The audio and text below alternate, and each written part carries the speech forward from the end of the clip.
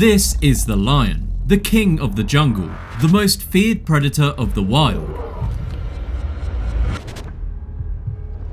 They hunt elephants, giraffes, entire hippos. As the biggest cats in the world, they're supposed to be apex predators. So why are they losing to honey badgers? Well, to understand why this phenomenon is even happening, you first have to understand how a lion's brain, or any predator's brain, actually works. Predators are hardwired with a very specific set of instructions. When they see a smaller animal, the smaller animal is supposed to panic and run away. And when that smaller animal runs, it triggers a chase reflex in the predator's brain. Fleeing equals prey, chasing equals hunting. This is the basic cause and effect loop of the entire animal kingdom. The honey badger survives because it completely breaks this. When a honey badger is confronted by a lion, it immediately goes on the offense. It screams, bares its teeth, and charges directly at the lion's face. For the lion, this is just completely baffling. Nothing that weighs 30 pounds is supposed to run towards a 400-pound cat. The lion is actively expecting the prey to run away, so this unhinged aggression creates a moment of hesitation. The lion is confused. It has to suddenly process whether this tiny creature knows something the lion doesn't. And in the wild, hesitation usually means you survive for another 10 seconds. But psychological warfare only works if the other animal actually gets intimidated. What happens when a 400-pound cat just doesn't care that you're crazy? What happens when the lion actually calls the bluff and bites down? If the lion decides to ignore the screaming and just grab the honey badger, you'd expect the fight to end instantly. A lion's jaw can exert around 650 pounds of bite force per square inch. Their teeth are specifically designed to puncture deep into muscle tissue, lock onto a struggling animal, and hold it down until it suffocates. But when a lion hunts down on a honey badger, the teeth just hit pure skin. And a honey badger's skin is genuinely insanely overpowered. First, the skin is incredibly thick. It's nearly 1/4 of an inch thick around their neck and back. Their skin is so thick that a lion's teeth may actually struggle to pierce all the way through to reach any vital arteries. But the thickness isn't even the craziest part. The real defense is how loose the skin is. A honey badger's skin fits them like a heavy winter's coat that's about 4 sizes too big. It's incredibly loose, so when a lion bites down on the badger's back and tries to pin it to the ground, the lion only successfully pins the skin. The badger itself is still completely free to move inside its own body. And because the skin is so loose, the honey badger can physically twist its entire body 180 degrees around inside its own skin, while the lion's jaws are still clamped shut on its back. Okay, so the honey badger can survive the initial bite, but just wriggling around inside your own skin doesn't actually stop a lion from crushing you to death. You still have to fight back. This is where the honey badger's loose skin goes from a defensive trait to a highly offensive weapon. Because the badger can twist around inside the lion's grip, it can turn its face directly towards the lion's face. And the honey badger is heavily armed. They have exceptionally strong jaws capable of cracking open turtle shells. They also have front claws that are over 1.5 inches long. These claws are completely solid and designed for digging through hard, baked African dirt.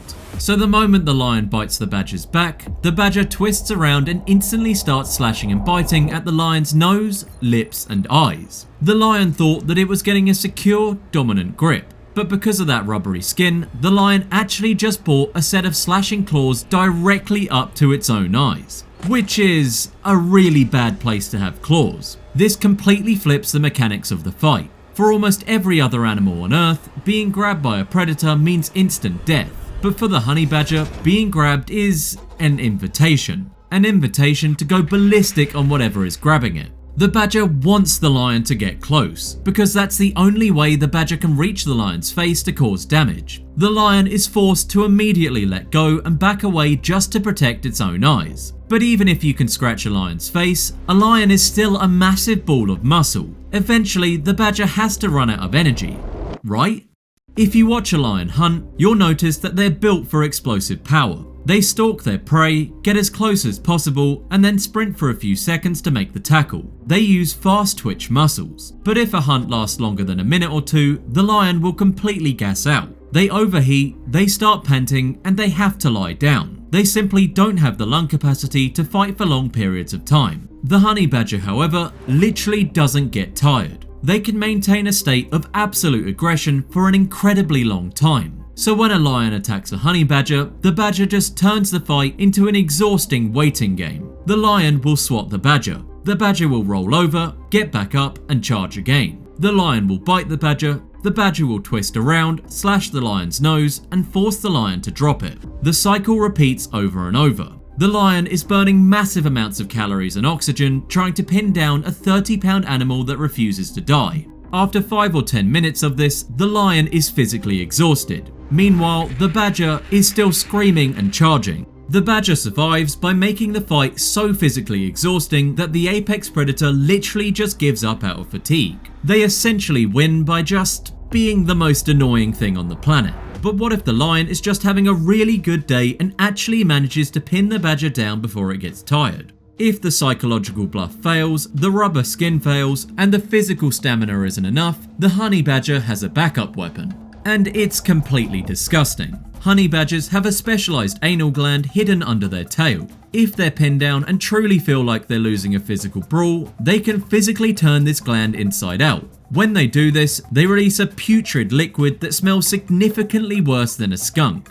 Now think about this from the lion's perspective. A lion relies heavily on its sense of smell to track prey, find water, and detect rival prides. Their nose is incredibly sensitive. So when the lion has its face right up against the badger trying to bite its neck, and the badger releases this putrid liquid directly up into the lion's nose, it causes absolute sensory overload. The smell is so thick and overwhelming that it physically burns the predator's nasal passages. It disorientates them. It forces them to gag, back away, and drop the badger immediately. Because honestly, nobody wants to eat that. So they smell terrible, they fight forever, and they have rubber skin. But to fight a fully grown lion head on, you'd have to be willing to take a massive amount of physical damage. You're not fighting a lion without getting hurt. How does a 30-pound animal even handle that level of pain?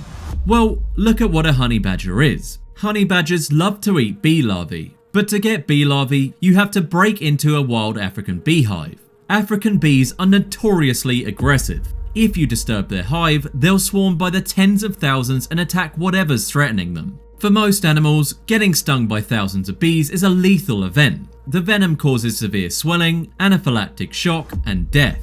When a honey badger finds a beehive, it just walks straight up to it and starts ripping it apart with its claws. The bees will swarm the badger. They'll sting its face, they'll sting its nose, they'll sting its eyelids. And the honey badger just keeps eating. They're completely unfazed. Their thick skin protects their body, but their face is still taking thousands of direct venomous injections. They'll sit there for 20 minutes, getting absolutely tortured by bees just to eat a few handfuls of larvae. This shows a level of pain tolerance that's just completely unhinged. If they're willing to casually endure thousands of bee stings to the face just for a light snack, then a lion swatting them with a paw is barely going to register in their brain as a reason to give up. They simply don't process pain as a deterrent. But if they're willing to endure literal torture just for a snack, what do they do when they're actually hungry for a real meal? Honey badgers actively seek out the most dangerous animals on the entire African continent. A massive portion of their diet consists of highly venomous snakes. They'll actively hunt down puff adders, black mambas, and cape cobras. These are snakes that possess enough neurotoxic venom to drop a full-grown human in a matter of hours. Most animals, even apex predators, will sprint in the opposite direction if they hear a cobra hiss. The risk of death is just too high. But when a honey badger sees a cobra, they'll walk right up to it and just start trying to bite its head off. The snake is striking, wrapping around the badger, and trying to inject its venom, while the badger is just relentlessly chewing on the snake's spine. But realistically, this shouldn't even be possible. You can have all the attitude and thick skin in the world, but if a cobra actually lands a bite and pumps neurotoxin into your bloodstream, your organs shut down and you die. So how are they surviving this? When a honey badger fights a cobra, it almost always gets bitten. They aren't fast enough to dodge every single strike, so the cobra sinks its fangs into the badger's face and injects a lethal dose of venom. The honey badger simply ignores it, finishes killing the snake, and starts eating it. After a few minutes, the venom starts to circulate through the badger's bloodstream. The badger will suddenly collapse mid-meal. It falls completely unconscious, lying flat on its back in the dirt. To any observer, the badger is dead. Game over. But about 2 hours later, the badger's foot will start to twitch. Then it will roll over, then it will stand up, shake the dirt off its fur, walk right back over to the half-eaten snake and finish its lunch, like it just woke up from a really aggressive nap. This is because the honey badger's DNA has physically mutated to handle this. Snake venom works by binding to specific receptors in an animal's nervous system, which paralyzes the muscles and stops the heart. But a honey badger's receptors have physically mutated over millions of years. The shape of their nerve receptors has actually changed. The venom molecules physically cannot bind to the receptors. The venom just bounces off. Access denied. The badger passes out while its liver voluntarily filters the toxins out of its blood. And once the blood is clean, it just wakes up. So they're basically immune to venom and incredibly hard to kill. But if they just relied on brute force, they'd still get outsmarted by bigger predators. Are they actually just mindless berserkers? With all this screaming and fighting, you'd probably think they have a lot of anger issues. And to be fair, they do. But honey badgers are actually terrifyingly smart. They have massive brains for their size, and they're one of the few animals on Earth that actually use tools. If a honey badger wants to get into a bird's nest that's too high to reach, it'll find a log, drag the log over to a tree, and use it as a ladder. There's a famous honey badger in captivity named Stoffel. Wildlife rehabilitators put Stoffel into a completely walled off concrete enclosure to keep him safe. Stoffel immediately figured out how to unlock the gate, so the keepers put a padlock on the gate. Stoffel then found a pile of rocks, rolled them into a corner, stacked them up and climbed over the wall. So the keepers removed all the rocks. Stoffel then waited for it to rain, dug up mud from the ground, rolled the mud into sticky balls, stacked the mud balls against the wall, let them dry in the sun and climbed over the wall again. Because of course he did. They're incredibly calculating and will literally observe their environment just to exploit its weakness. So they're smart enough to break out of human prisons. But how does this all go back to actually helping you in a fist fight with a lion? When a honey badger is fighting an animal that's 10 times its size, they know exactly where their opponent is most vulnerable. When a badger is forced into a life or death fight with a larger predator, it will specifically target 2 areas on the predator's body. First, they go for the eyes. They know that if they can blind the predator has to stop fighting. Secondly, and much more brutally, they go for the groin. Yeah, ouch. There are multiple documented cases of honey badgers fighting large male lions, hyenas, and even buffalo, where the honey badger intentionally dives directly under the animal's back legs and uses its jaws to bite the animal's goods. The badger knows it cannot overpower a buffalo or a lion. It doesn't actually break the laws of physics, but it does go for the most unprotected nerve endings on the entire body. The sheer shock and agony of this attack will just make the larger animal want to leave the fight, so the badger is threatening the lion with permanent, life-altering damage. But from the lion's perspective, could this be worth the risk anyway? A meal is a meal, right? Well, look at the actual cost of this fight. In the wild, every single action requires calories. Every hunt is a gamble. If a lion chases a zebra and catches it, the lion burns 2,000 calories but gains 50,000 calories of meat. That is a massive payoff. Now look at the honey badger.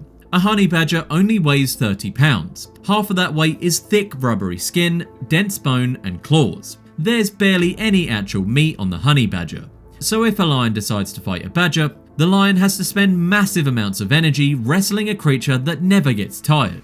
The lion has to endure getting sprayed with blinding anal gland chemicals, and the lion has to risk getting its eyes permanently scratched out or its groin completely mutated. If the lion gets blinded in one eye, it won't be able to hunt zebras anymore. If it can't hunt, it starves to death a month later.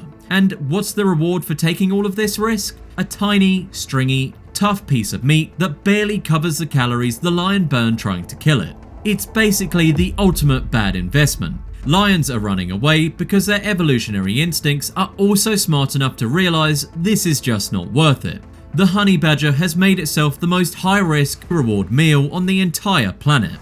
So does this mean the badger is actually invincible? Can a lion ever kill one? As unhinged as the honey badger is, they're still just normal animals. They aren't actually that strong. There are instances where a lion or a leopard successfully kills a honey badger.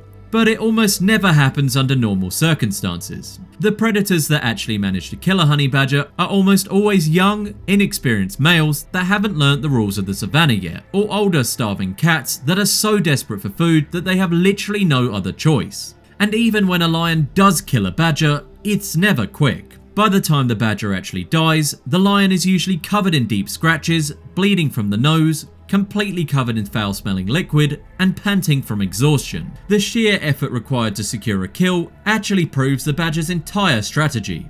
You can kill them, but it's going to absolutely suck. Even in death, the honey badger makes the predator suffer so much that any other predators watching learn a very valuable lesson: don't touch the honey badger.